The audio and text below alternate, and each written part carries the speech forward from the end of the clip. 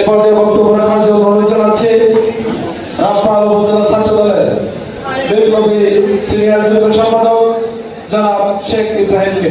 জনাব শেখ ইব্রাহিম।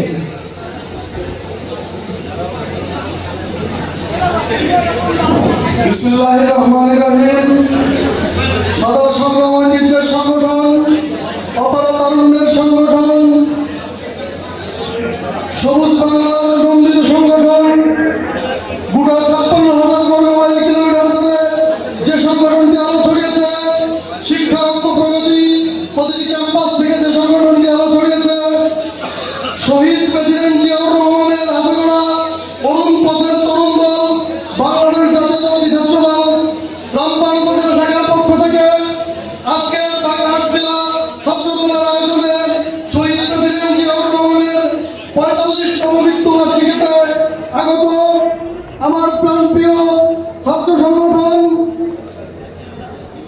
বিভিন্ন ইউনিটের নেতৃবৃন্দ এবং সাবেক ছাত্র নেতা এবং বিএনপি নেতৃবৃন্দ, বিভিন্ন পর্যায়ে সবাইকে আমার অন্তরের থেকে অসংখ্য ধন্যবাদ ও কৃতজ্ঞতা জানাই। আজকে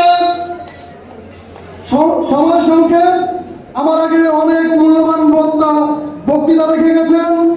আমি শুধু একটা কথাই বলবো, শহীদ প্রেসিডেন্ট জিয়াউর রহমান মানে বাংলাদেশ। শহীদ প্রেসিডেন্ট জিয়াউর রহমান যেদিন মানুষ রাজনীতি করত, নেতারা স্বাধীনতার ঘোষণা দিতে ভয় পেয়েছিল, সেদিন মেজর জিয়া কালুরঘাট বিদ্যার কেন্দ্র থেকে স্বাধীনতার ঘোষণা দিয়েছিল। আজকে তারই হাত ধরে বাংলাদেশ রক্তক্ষয়ী যুদ্ধের মাধ্যমে স্বাধীন হয়েছে। আজকে আমরা গভীর শ্রদ্ধার সাথে তাকে স্মরণ করি। এই সবার সময় সংক্ষিপ্ততার কারণে আমি আমার বক্তৃতা এখানে শেষ করছি। বাংলাদেশ জিন্দাবাদ, বাংলাদেশ জাতীয়তাবাদী দল জিন্দাবাদ, শহীদ জিয়া অমর হোক, খালেদা জিয়া অমর হোক, বাংলাদেশ জাতীয়তাবাদী ছাত্র দল জিন্দাবাদ, তারেক রহমান জিন্দাবাদ। সবাইকে ধন্যবাদ। আসসালাম।